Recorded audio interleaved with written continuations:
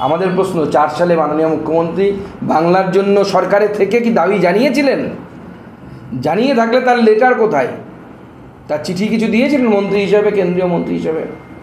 2005 সালে সংস্কৃত, 2008 সালে তেলেগু এবং কন্নড় ভাষা।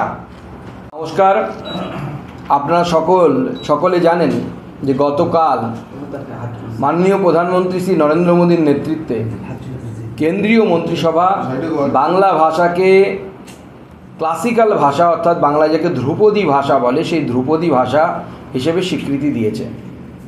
এই জন্য মাননীয় প্রধানমন্ত্রী এবং তার মন্ত্রিসভার সকল সদস্যকে আমরা অত্যন্ত সাধুবাদ জানাই। এবং ভারতীয় জনতা পার্টি বাঙালির প্রত্যেকটি মানুষ, বাংলা সমাজের প্রত্যেকটি মানুষ গোটা পৃথিবী জুড়ে এই ঘটনাকে উদযাপন করছে এবং দুর্গাপুজোর আগে, মায়ের বন্দনা শুরু হওয়ার আগে এই ধরনের একটি উপহার বাঙালির জন্য, আপামার জনসাধারণের জন্য পশ্চিমবঙ্গের অত্যন্ত পুজোর খুশির এবং পুজোর উপহার হিসেবে আমরা গণ্য করছি। যথারীতি আমাদের মুখ্যমন্ত্রী এই ঘটনার ক্রেডিট নেওয়ার চেষ্টা করছেন এবং তিনি বলছেন উনিই নাকি করেছেন।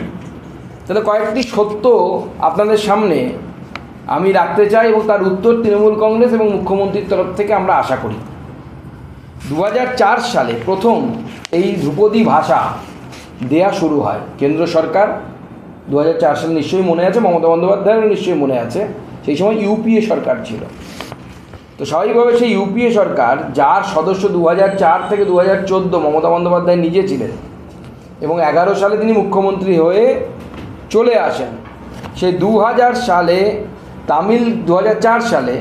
তামিলকে প্রথম ক্লাসিক্যাল ভাষা হিসাবে কেন্দ্রীয় সরকার, অর্থাৎ ইউপিএ সরকার, যে সরকারের সদস্য মমতা বন্দ্যোপাধ্যায় নিজে ছিলেন, তামিলকে ক্লাসিক্যাল ল্যাঙ্গুয়েজ বা ধ্রুপদী ভাষার মর্যাদা দেওয়া হয়।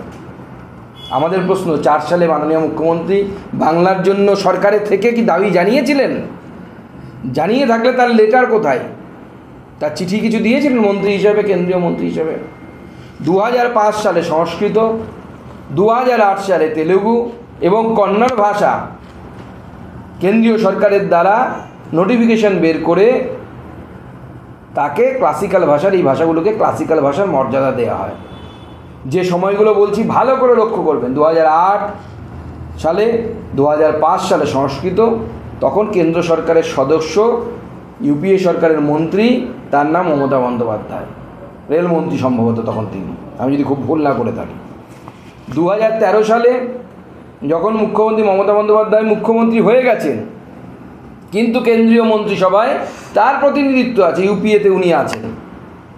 2013 সালে মালায়ালামকে শাস্ত্রীয় ভাষাকে হিসেবে, অর্থাৎ ধ্রুপদী ভাষার তকমা দেওয়া হয় বা ক্লাসিক্যাল ল্যাঙ্গুয়েজের তকমা দেওয়া হয়।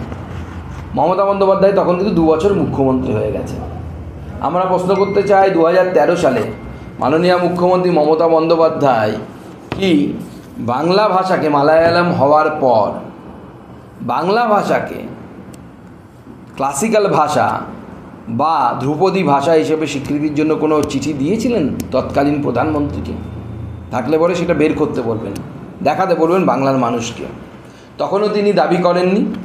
তারপরে 14 সালে উড়িষ্যাকে যখন দেওয়া হয়েছিল উড়িয়া ভাষাকে, তখনও তিনি চুপচাপ ছিলেন, কিচ্ছু করেননি এবং কংগ্রেসের বিশ্বস্ত মিত্র হিসেবে এবং পশ্চিমবঙ্গের মুখ্যমন্ত্রী হিসেবে তিনি থেকেছেন, কংগ্রেসের বিশ্বস্ত মিত্র হিসেবে থেকেছেন, কিন্তু বাংলা ভাষার জন্য কিন্তু তিনি দাবি করেননি।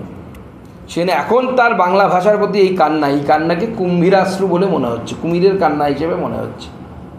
2018 সালে যখন মাননীয় মুখ্যমন্ত্রী মধ্য গগনে বাংলার, সেই সময় এই বাংলাতে আমাদের ইসলামপুরে, অর্থাৎ উত্তর দিনাজপুর জেলার দাড়িভিটে 2টি ছেলে, তাপস এবং রাজেশ, বাংলা শিক্ষক চেয়ে তাদেরকে কিন্তু গুলি খেতে হয়েছে। পুলিশের গুলি খেয়ে আজও তারা মাটিতে শুয়ে আছে, তার এনআইএ তদন্ত চলছে। তার বাবা মা তার দেহ পর্যন্ত দাহ করেনি, কবরের মধ্যে আছে।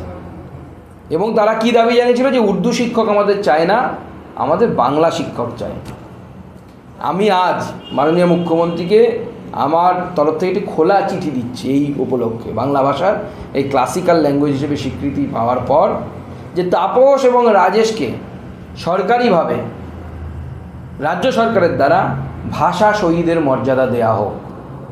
তাপস এবং রাজেশ এই দুজনকেই আমরা ভাষা শহীদের মর্যাদা দেওয়ার জন্য দাবি জানাচ্ছি। আমি কিছুক্ষণের মধ্যেই এই চিঠি, আমার যে চিঠি আমি মাননীয় মুখ্যমন্ত্রীকে লিখছি বা লিখেছি, আমি আপনাদেরকে দিয়ে দেব, আপনাদের মিডিয়ার বন্ধুদের সাথে শেয়ার করব। আমরা দেখতে চাই মাননীয় মুখ্যমন্ত্রী বাংলা ভাষার প্রতি কতটা সহানুভূতিশীল, বাঙালির অস্তিত্বের প্রতি কতটা সহানুভূতিশীল। তাই আমার যেটা মনে হয়, মাননীয় মুখ্যমন্ত্রী যে ক্রেডিট চুরি করার চেষ্টা করছেন, সে ক্রেডিট চুরি করার চেষ্টা বৃথা। কারণ যখন আপনি 2024 সালে জানতে পারেন যে কেন্দ্র সরকার বাংলা ভাষাকে ধ্রুপদী ভাষা হিসেবে গণ্য করার ভাবনা চিন্তা করছে, সেই সময় তিনি অনিচ্ছা সত্ত্বেও একটা চিঠি পাঠিয়েছিলেন। কিন্তু আমরা প্রশ্ন করছি যে 24 সালের চিঠি তো আপনি দেখাবেন, ভালো কথা, কিন্তু যখন আপনি নিজে সরকারের অংশ ছিলেন, ইউপিএ সময়, সেই সময়ের চিঠি, সেই সময়ের যে লেটার, বাংলা ভাষা নিয়ে তাকে ধ্রুপদী ভাষা করার জন্য যে চিঠি, সেই চিঠি আপনি দেখাবেন এবং বাংলা ভাষাকে ধ্রুপদী ভাষা হিসেবে গণ্য করার জন্য আপনি কেন্দ্র সরকার, তৎকালীন কেন্দ্র সরকার ইউপিএ সরকারের কাছে কতবার দাবি জানিয়েছিলেন, এটা বাঙালি এবং বাংলার মানুষ জানতে চায় বা দেখতে চায়।